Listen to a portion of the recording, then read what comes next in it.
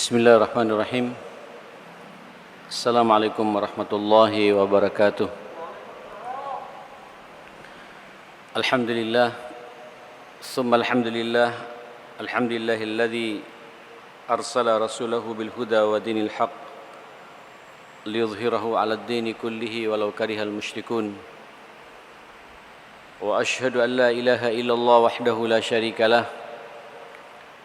Wa ashhadu anna نبينا ورسولنا محمدا عبده ورسوله أرسله الله رحمة للعالمين اللهم صل وسلم وبارك وترحم على هذا النبي الكريم وعلى آله وصحبه ومن سار على نهجه واتبع سنته إلى يوم الدين يا أيها الذين آمنوا اتقوا الله حق تقاته ولا تموتن إلا وأنتم مسلمون أمسينا على فطرة الإسلام وكلمة الإخلاص وعلى دين نبينا محمد صلى الله عليه وسلم وعلى ملة أبينا إبراهيم حنيفا وما كان من المشركين اللهم إن هذا إقبال ليلك وإدبار نهارك وأصوات دعاتك فاغفر لنا جميعا يا رب العالمين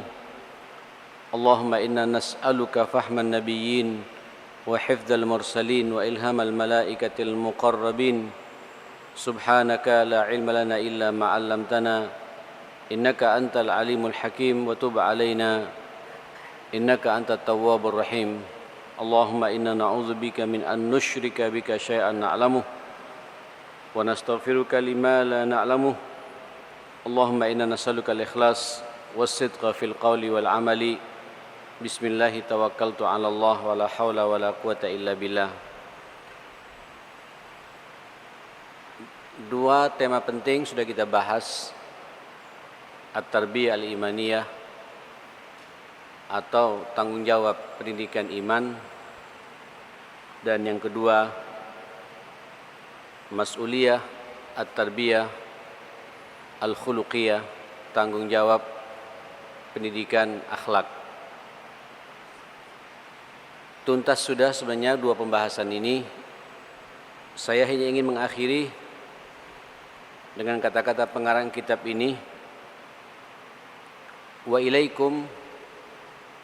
Tentu sebelum masuk pada poin yang ketiga, insyaallah pekan depan kita akan bahas, yaitu mas'uliyah at-tarbiyah al-jismiyah atau al-jasadiyah, tanggung jawab pendidikan fisik. Sampai masalah fisik pun, tentang kesehatan anak, badan anak, otak anak kita, mata anak kita, semuanya perlu kita jaga karena ini terkait dengan kesempurnaan pendidikan yang kita tanamkan buat anak-anak kita. Sebelum masuk ke sana, beliau mengatakan, wa ilaikum ayyuhal aba wal awliya jumlatan min ahadithir rasul sallallahu wasallamuhu alaih tawajjaha ila afdalil makarim wa ahsanil akhlaq wa aqwamil muamalah. Kepada orang tua, wali murid, guru, semua yang terlibat pada aktivitas belajar mengajar untuk menciptakan dan mempola anak-anak kita ini, beberapa jumlah hadis-hadis Rasulullah sallallahu alaihi wasallam yang mengarahkan kita untuk memiliki keutamaan yang lebih, akhlak yang indah, dan muamalah yang lurus, yang berharap nanti dari hadis-hadis ini kita juga mampu mempraktekkan kepada anak-anak kita. Yang pertama, walaupun sebagainya sudah saya bahas di pertemuan yang lalu, akhrajal Imam Ahmad wal Hakim wal Baihaqi an Abi Hurairah radhiyallahu an qala Rasulullah sallallahu alaihi wasallam innama bu'ithtu liutammima mahasinal akhlaq wa fi riwayah liutammima makarimal akhlaq. Sesungguhnya misi utama aku diutus oleh Allah ke dunia ini liutammim, untuk aku menyempurnakan makarimal akhlak, ay mahasil akhlak, husnul khuluq, akhlak yang baik ini. Walaupun saya sempat menyampaikan akhlak ini sebenarnya refleksi dari iman yang kita punya. Dan kalau antum perhatikan jamaah sekalian, sebelum nanti kita mampu menanamkan kepada anak-anak kita, kita perlu bertanya siapa kita dulu. Sebab pada hakikatnya kita orang tua telah membawa misi kerasulan ini, misi Nabi, yaitu ingin menunjukkan kepada anak-anak kita akhlak yang baik. Dan ternyata semua risalah yang dibawa oleh Rasulullah SAW ini ujung-ujungnya nanti berbicara masalah akhlak. Apa saja, dari salat, haji, mengeluarkan zakat, berpuasa di bulan Ramadan, rukun Islam yang 5 ini selain syahadat, 4 ini semuanya sepertinya kita diajak untuk melaksanakan ibadah mahdhah, tapi ujung-ujungnya nanti nilai yang bisa kita ambil terpolanya akhlak kita yang baik. Saya tidak perlu mengupas lagi masalah ini. Salat sudah cukup jelas. Kata Allah Subhanahu wa taala, tanha anil fahsya'i wal munkar. Mencegah dari perbuatan keji dan mungkar, ini masalah akhlak.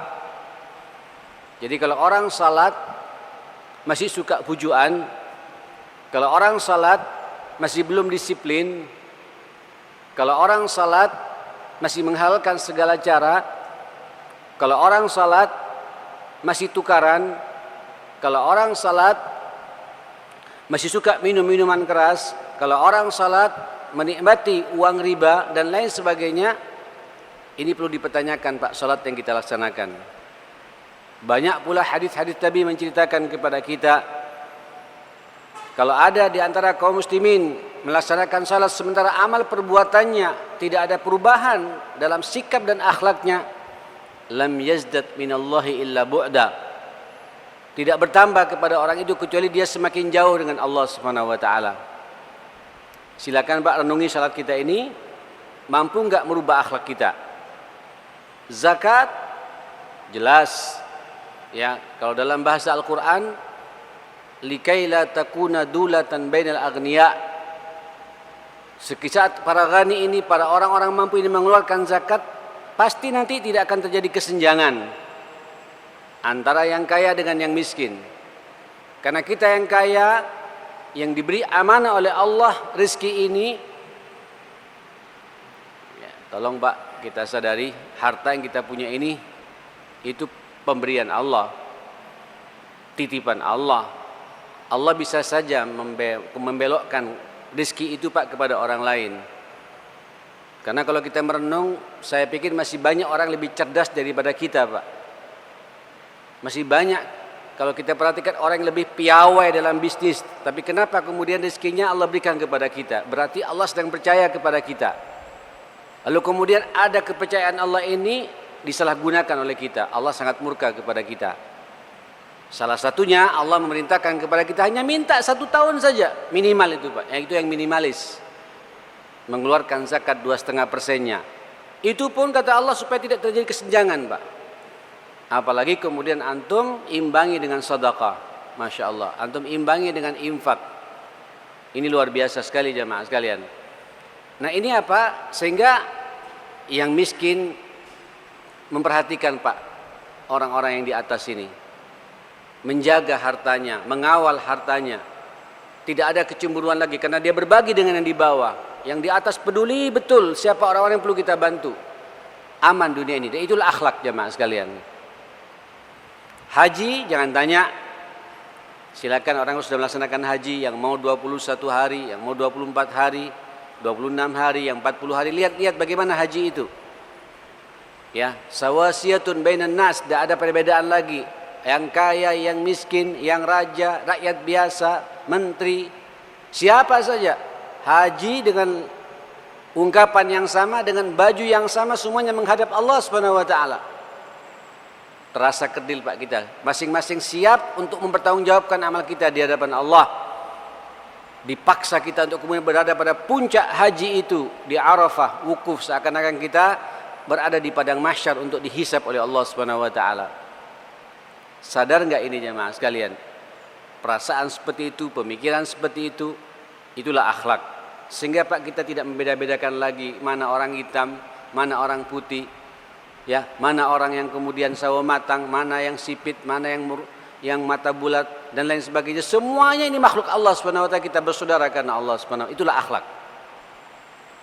Puasa, saya pikir kita sudah paham semua puasa itu. Semua kita merasakan lapar. Sehingga muncul dengan perasaan lapar itu kepedulian kepada orang-orang yang tidak makan berbulan-bulan jemaah sekalian. Muncul pula perasaan kita untuk care kepada mereka, peduli kepada mereka. Inilah yang dikatakan oleh Rasulullah sallallahu alaihi wasallam, "Innama bu'ithtu liutammima makhasinal akhlak." Aku diutus. Ini kebetulan Pak ya, sekarang tanggal 1. Sekarang sudah masuk malam 2 Rabiul Awal ya. Ini bulan-bulan Maulid namanya jemaah sekalian ya. Saatnya kita menapak tilasi, melihat bagaimana akhlaknya Rasulullah sallallahu alaihi wasallam. Nah, ikhwatal iman, akhraj Imam Ahmad wa akhraj Ibnu Maddawi bi sanad hasan anna rajulan sa'ala Rasulullah sallallahu alaihi wasallam an husnil khuluq. Faqala qawluhu fatala qawluhu ta'ala. Nabi mengatakan husnul khuluq liutammima mahasil akhlak. Apa husnul khuluq itu ya Rasulullah? Kemudian Nabi menyampaikan ayat Allah Subhanahu wa taala, "Khudzil afwa." Masya Allah. "Khudzil afwa wa'mur bil 'urfi wa'rid 'anil jahilin." Subhanallah, berikan maaf kepada saudaramu. Tolong Pak, sikap pemaaf ini sampai perlu tunjukkan Pak pada anak-anak kita. Ya. Khudzil afwa. Sehingga tahu Pak, performa orang tuanya itu sering memberikan maaf kepada pamannya. Sering suka memberikan maaf kepada adiknya. Suka memberikan maaf kepada tetangganya. Anak itu melihat bagaimana sikap anak itu. Itulah husnul khuluq. Khudil afwa wa'mur bil 'urfi. Ayo biasakan kita ngajak pada kebaikan. Ini akhlak yang baik. Ya. Wa'rid 'anil jahilin, berpalinglah dari orang-orang yang tidak memahami masalah dalam hidup ini. Jadi kalau ada orang Pak, ya, tidak tahu masalah, kemudian mengomentari kita, sampean tidak perlu ikut mengomentari, akhirnya nggak ada perbedaan dengan mereka jamaah sekalian. Ya, dan siap-siap jamaah sekalian, orang-orang jahil ini yang tidak tahu agama biasanya sok faham agama. Ya, dan sampean tidak perlu meladeni. Nabi mengatakan akhlak kita itu wa'rid ayat jahilin, berpalinglah, berkomunikasi dengan orang-orang seperti itu. Taib. Tsumma qala sallallahu alaihi wasallam tentang husnul khuluq ini, huwa antasila man qata'ak. Masyaallah, antasila man qata'aka. Engkau menyambung tali silaturahim kepada orang yang memutus tali silaturahim. Ini gampang-gampang susah Pak. Memutus tali silaturahim kepada orang, menyambung tali silaturahim kepada orang yang memutus tali silaturahim. Ginilah, ya, coba kita Pak mulai dari hal-hal yang dekat dulu dengan kita. Kita punya kakak ya, punya adik. Ini unik Pak, seharusnya kita semakin tua semakin bijak. Kadang-kadang semakin meruncing kita Pak komunikasi dengan kakak adik kita ini. Nah, ini biasanya nanti Pak masalah warisan. Kalau tidak warisan ya masalah apa? Masalah kesalahpahaman dengan ipar masing-masing. Seharusnya kita ini Pak semakin tua semakin bijak. Semakin tua kita ini semakin akrab. Semakin tunjukkan pada anak-anak kita bahwa kita ini bersaudara, tidak ada masalah. Sehingga nanti anak-anak kita satu sama lain juga akrab. Karena ngelihat ayahnya dan kakaknya serta adiknya akrab jemaah sekalian. Tapi kalau antum saat ini kita saat ini tidak akur dengan kakak kita, tidak akur dengan adik kita, apapun bentuknya jemaah sekalian, apakah ketersinggungan masalah warisan, apakah ketersinggungan masalah komunikasi, fitnah dari ipar masing-masing, sampai tukaran, dan anak ngelihat Pak, siap-siap kita telah mewariskan akhlak yang tidak baik kepada anak-anak kita Pak. Bisa jadi anak-anak kita juga akan meniru apa yang diperbuat oleh orang tuanya juga Pak. Nanti anak kita Pak tidak akur satu sama lain di saat kita sedang melihat Pak, sedang hidup. Hati-hati ya, hati-hati. Saya takut bicara seperti ini jemaah. Ini sekarang jadi fenomena Pak. Dengan orang lain bisa akrab, dengan orang lain masya Allah care, sangat peduli. Kalau ada teman-temannya ahlan wa sahlan, itu lannya itu panjang sekali jemaah sekalian. Seakan-akan keluarga yang sangat dekat. Tapi begitu adiknya datang, merengut jemaah sekalian. Begitu kakaknya datang, merengut jemaah sekalian. Anak ngelihat jemaah sekalian, loh ini kan kakaknya ayah, kakaknya abi, ini adiknya ummi, kok begini sikap orang tua kita itu? Itu kalau terpatri Pak. Ingat, hati-hati Pak. Ini kaidah akan berjalan jemaah sekalian, hukum akan berjalan. Nanti akan terjadi pula kepada anak kita sendiri. Kita telah memberikan contoh yang tidak baik buat anak-anak kita. Wa'mur bil urfi antasila man qata'ak. Sambung orang yang memutus tali silaturahim. Tidak perlu gengsi-gengsian Pak. Kalau saya, alhamdulillah saya tidak punya musuh Pak.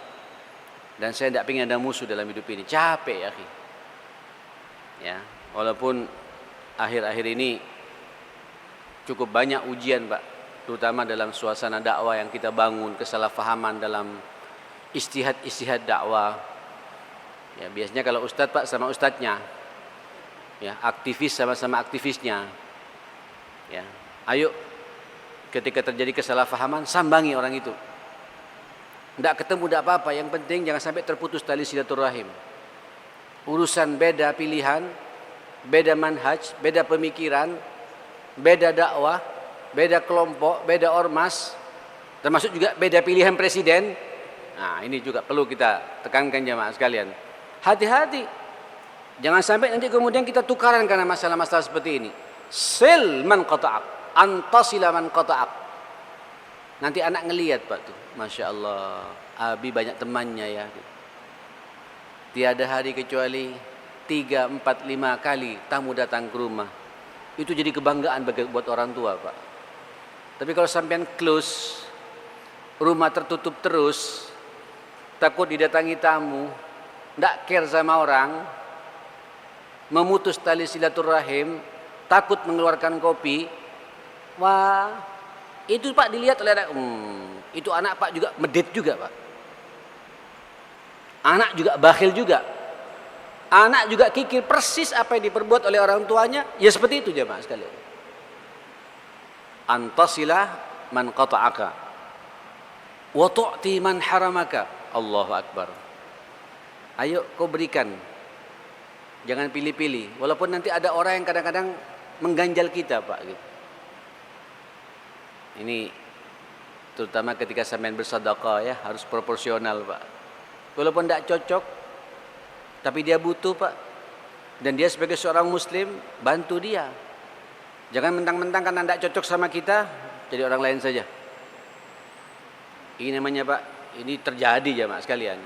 Saya memahami betul ketika muncul fanatisme kelompok. Kalau bukan dari kelompoknya Pak, dikasih sedikit zakatnya, dikasih sedikit infaknya. Tapi kalau di kelompoknya, dikasih banyak jemaah sekalian. Ini enggak benar. Ya, ini dosa jemaah sekalian ya. Ya, Nabi mengatakan wa tu'ti man haramak. Walaupun tahu Pak dari fulan nyakiti kita, tapi kita tahu dia lagi butuh jemaah sekalian. Anaknya sakit. Siapa tahu Pak dengan kita memberi kepada mereka jadi baiknya bagi kita ma'asyarul muslimin. Di saat kita perhatian kepada mereka, apalagi perhatian dengan membawa bantuan kepada orang-orang seperti ini yang ganyang kita selama ini, bisa berubah Pak sikapnya karena akhlak yang kita miliki seperti ini. Inilah bahasa Nabi wa tu'ti man haramak. Allahu Akbar. Wa ta'fu an man zalamak. Beri maaf kepada orang-orang yang menzalimimu. Masya Allah, orang yang zalim Pak, zalim. Ya yuk, saya selalu Pak ngasih ilustrasi pada yang dekat-dekat dulu lah. Mungkin saya faham Pak, mungkin. Udahlah, ini fenomena sekarang jemaah sekalian. Allahu Akbar, mudah-mudahan tidak terjadi ya pada antum semua yang hadir di sini ya, termasuk juga mitra muslim dimanapun berada. Ini live radio juga ya? Tidak ada? Oh, oke, tidak perlu saya sapa kalau gitu. Ini jemaah sekalian, Allahumma sholli ala Muhammad. Kalau ada orang nanti Pak menzalimi kita, ayo sebelum kita kemana-mana lah, mungkin kita Pak kakak adik, tiba-tiba ada saudara kita karena mentang-mentang dia yang paling cerdas, dipercaya sama orang tuanya selama ini, begitu meninggal orang tuanya Pak, itu diambil kaplingan warisannya, tanpa sepengetahuan saudara-saudaranya yang lain. Dan antum tahu itu, ini wasiat dari Abah. Wasiat itu kan bisa paling banyak diambil sepertiga. Itu pun juga harus ada saksi segala macam. Terus sampean Pak merasa sudah tidak mampu juga, tidak usah Pak, tidak usah sampai kemana-mana, udah. Apa namanya kalau bahasa Nabi, ta'fu amman zalamak, maafkan orang yang menzalimi kamu. Doakan saja. Ada hadis kan dari Nabi SAW, da'watul mazlum mustajabah. Doanya orang yang dizalimi itu diterima oleh Allah Subhanahu wa taala. Doakan orang itu. Doakan kakak kita yang ngambil atau saudara kita yang ngambil warisan orang tua kita tanpa tidak adil. Doakan mudah-mudahan dibuka hatinya oleh Allah. Jangan doakan mudah-mudahan celaka ya Allah. Mudah-mudahan hancur habis harta. Ya, dia hancur Pak, kita juga enggak dapat apa-apa. Minta kepada Allah Subhanahu wa taala. Bukakan hatinya, sadarkan dia, selamatkan dia ya Allah dari jilatan api neraka-Mu. Ini amanahmu ya Allah. Sadarkan dia, akan dibuka. Pak, doanya orang yang dizalimi itu tembus ke arus Allah Subhanahu wa taala. Ini kalau bahasa Nabi, wa ta'fu amman zalamak. Beri maaf kepada orang yang menzalimimu. Nah, ikhwatal iman rahimakumullah, ini yang kemudian makna daripada husnul khuluq. Dan ini Pak, antum harus nyatu dari kehidupan kita, dalam kehidupan kita Pak. Dan tunjukkan ini kepada anak-anak kita. Begitu dulu sikap orang tua saya, sikap mamaku, sikap ayahku, sikap abiku. Itu akan terekam Pak. Dan anak kita akan mencontoh apa yang diperbuat oleh kedua orang tuanya dengan izin Allah Subhanahu wa taala. Saudara sekalian, akhraja Abu Dawud wa Tirmidzi an Abi Darda radhiyallahu anhu qala Rasulullah sallallahu alaihi wasallam, athqal ma yudha'u fil mizan yaumil qiyamah taqwallah wa husnul khuluq. Masya Allah. Memang nanti kata Rasulullah sallallahu alaihi wasallam, paling beratnya sesuatu yang akan memperberat timbangan kebaikan nanti pada hari kiamat itu apa? Dua kata Nabi Pak. Takwa kepada Allah dan akhlaknya baik. Ini dua-duanya tidak bisa dipisahkan Pak. Kalau takwa Allah ini hablum minallahnya, husnul khuluq ini hablun minan nasnya. Antum Masya Allah luar biasa 5 waktu di masjid. Apalagi jemaah sekalian, Maghrib sampai Isya kalau tidak ada pengajian baca Quran bisa sampai 1 juz tiap malam umpamanya, mudah-mudahan begitu ya. Pulang ke rumah Masya Allah tiap malam jam 3 sudah bangun tahajud sebelum berangkat ke masjid. Ke masjid pun juga tidak pernah absen, selalu di saf pertama subuh itu jemaah sekalian. Kemudian duduk iktikaf sampai matahari terbit, salat syuruk. Tiap hari dia mendapatkan pahala haji dan umrah. Masya Allah kata Nabi sallallahu alaihi wasallam, duhanya dijalankan. Masya Allah. Tapi Pak, tukaran sama orang tuanya sendiri. Ini akhlak ya akhi. Terus sampean tidak tegur sapa dengan kakak adik, satu ayah satu ibu. Allah enggak butuh dengan ibadah-ibadah yang sudah sampean laksanakan tadi Pak. Takwa yang seperti itu semu, tidak ada nilainya di mata Allah Subhanahu wa taala. Sampean tidak akur dengan tetangga Pak, lebih dari 3 hari. Allah enggak butuh dengan umroh, haji yang sudah kita laksanakan semua itu jamaah sekalian. Ini penting, bab seperti ini penting. Ini husnul khuluq. Begitu pun sebaliknya Pak. Ada orang sama orang, Masya Allah, sama ibunya, sama orang tuanya, sama kakak adiknya, Masya Allah, luar biasa. Loman Pak, royal. Setiap ada tamu, apa ada di rumah semua keluar Pak. Tapi kalau malam mabuk, subuh tidak dikerjakan, Allah juga nggak butuh. Atau dia narkoba Pak, Allah nggak butuh. Hatta baik bagaimana dengan sesama manusia di jemaah, baik luar biasa, orang memuji-puji, akhlaknya Masya Allah, perhatian sama orang tua Masya Allah. Tapi hak-hak Allah tidak dilaksanakan, takwanya bermasalah, atau tidak bisa baca Quran sama sekali. Allah nggak butuh Pak dengan akhlak yang seperti itu. Nyambung ya. Ini katakan Nabi, taqwallah wa husnul khuluq. Itu nanti akan memperberat timbangan hasanah kita di hadapan Allah. Paling berat jemaah sekalian. Athqal ma yudha'u fil mizan. Paling berat yang akan diletakkan nanti di mizannya Allah Subhanahu wa taala, taqwallah dan husnul khuluq. Seperti itu. Saudara sekalian, Imam At-Tirmidzi dari Abi Dzar Al-Ghifari radhiyallahu anhu qala rajulun li Rasulillah sallallahu alaihi wasallam, "Ausini ya Rasulullah." Tiba-tiba ada seseorang datang menemui Nabi dan bertanya sama Nabi, "Ya Rasulullah, ausini, wasiati aku, beri nasihat saya." Faqala, dilihat sama Nabi Pak, dikasih nasihat 3. Ini kalau saya katakan ini nasihat ya, kalau sampai laksanakan Pak, sempurna kita ini jemaah sekalian. Apa itu? Beliau mengatakan, ittaqillaha haitsu ma kunta. Bertakwalah kalian kepada Allah haitsu ma kunta. Apa makna haitsu ma kunta di sini?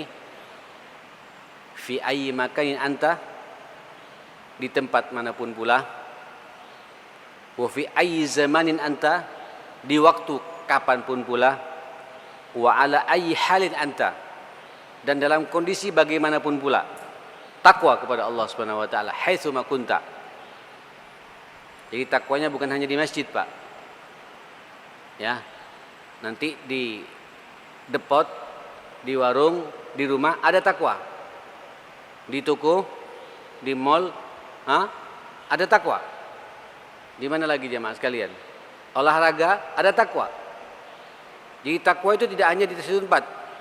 Fi ayyi makanin anta, di tempat manapun pula ada takwa kepada Allah Subhanahu wa taala. Wa fi ayyi zamanin anta, di waktu kapanpun pula. Takwa tidak hanya kenal waktu. Takwa tidak hanya di bulan Ramadan saja. Takwa tidak hanya di hari Jumat saja. Kapanpun pula, di tempat manapun pula, kapanpun pula, takwa kepada Allah Subhanahu wa taala.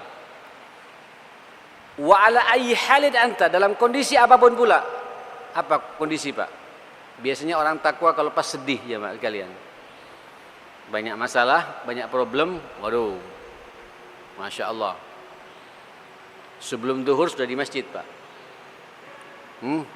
Utang banyak, anak tidak sembuh-sembuh. Sebelum subuh juga sudah di masjid jemaah sekalian.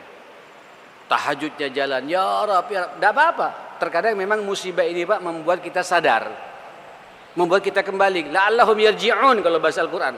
Siapa tahu mereka akan kembali kepadaku. Tidak apa-apa. Allah ngasih ujian supaya kita kembali jemaah sekalian.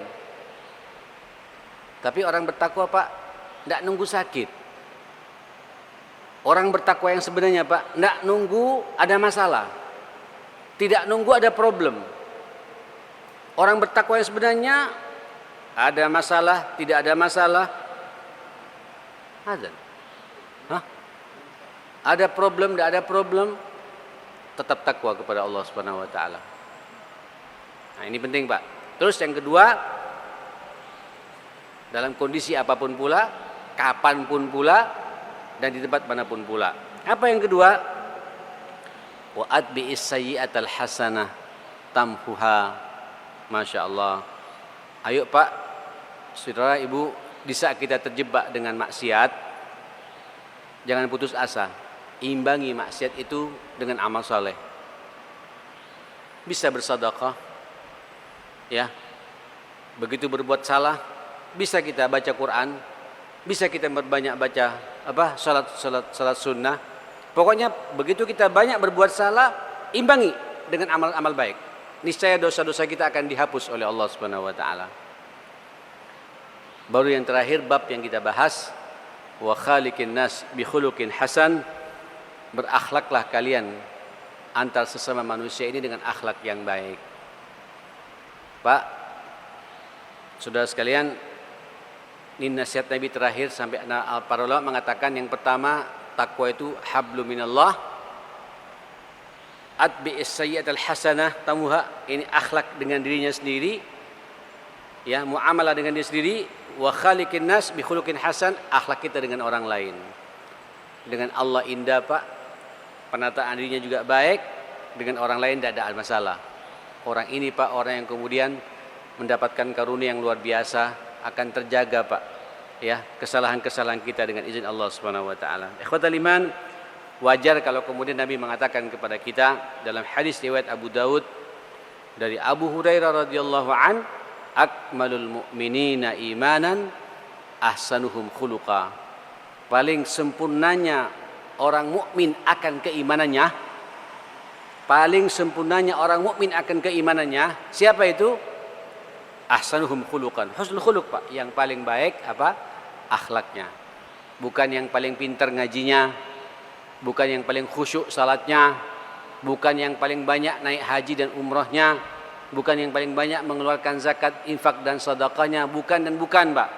Walaupun itu juga bagian dari takwa, bagian dari apa? Dari keimanan kita. Tapi iman yang paling sempurna, bisa kita lihat Pak bagaimana akhlak kita di antara kita ini, ma'asyar muslimin. Walaupun saya ingin mengatakan ahsanuhum khuluqan, dengan Allah baik, antar manusia juga baik, dengan binatang baik, pada siapapun pula kita baik.